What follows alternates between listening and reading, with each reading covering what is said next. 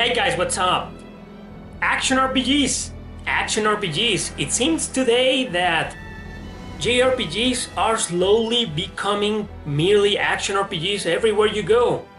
I don't know if that's a bad thing or not. I really miss strategy RPGs. I wish they would develop more turn-based and strategy RPGs, but that's okay. I have a bunch of action RPGs as my favorites of all time, so I guess it's a win-win situation. But anyway, action RPGs.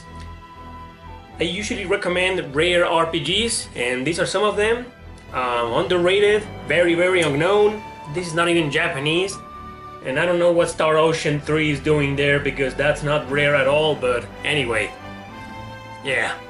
Action RPGs. Today I'm here to present to you 3 rare action JRPGs that, in my opinion, you should play. So let's begin.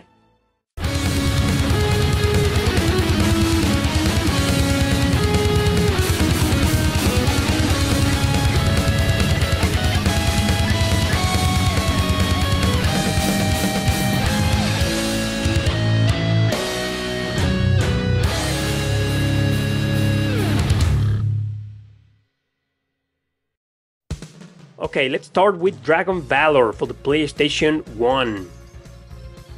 Dragon Valor is a game that I consider as a hidden gem because almost nobody played it when it first came out over 20 years ago.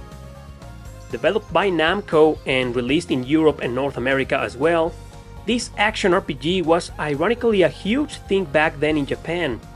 But it quickly became a rare game and was soon forgotten.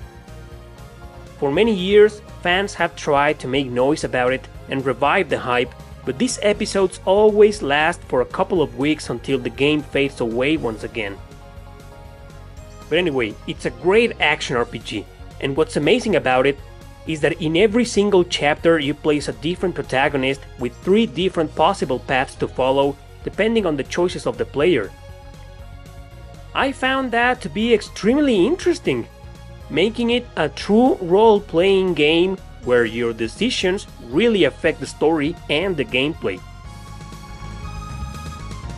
You know, it's not your everyday hack and slash, however, it compels technical skills and some platforming elements in a 3D environment. So I will say this game is one of the most underrated action RPGs ever. There's just something about it that makes you addicted to it. It's just addicting to play. It literally hypnotizes you despite whatever flaw it may have within its gameplay mechanics. If you haven't tried this game, give it a chance if you happen to come across it one day.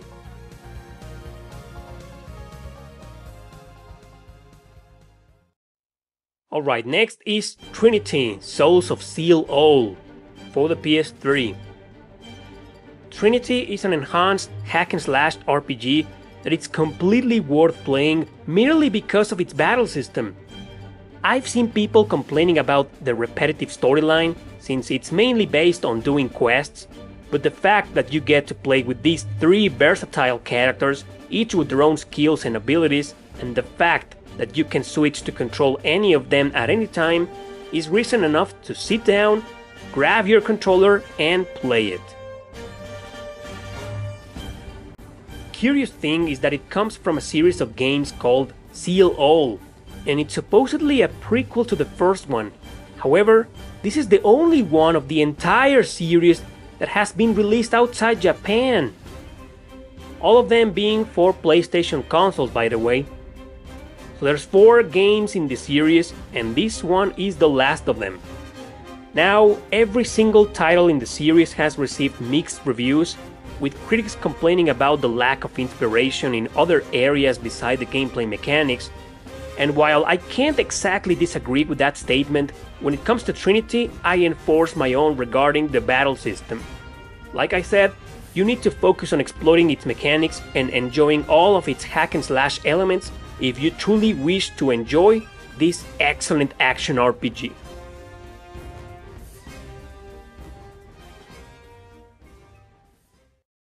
Finally, here's White Knight Chronicles Origins. Oh yeah, for the PSP. Sure, White Knight Chronicles is a name, it's not a popular one, nor is it rare, I'll grant you that, But did you even know this game existed? Did you know there is a prequel to those other two PS3 exclusives? Meet White Knight Chronicles Origins.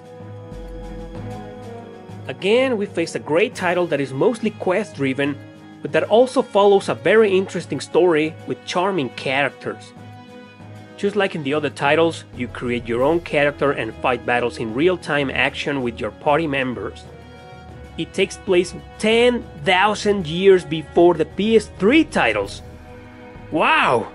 What a prequel, huh? It's a hidden gem, I must admit. I already recommended a long time ago in a hidden gems video for the PSP, but no harm done in doing it again since the game's really good. It's also very rare, by the way. It's so rare that it was never released in North America.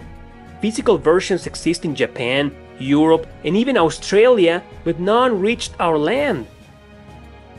I thought then to talk about it once again and recommend it because despite not being released here, for reasons not related to its reception, it's a very cool action RPG that I think you should play.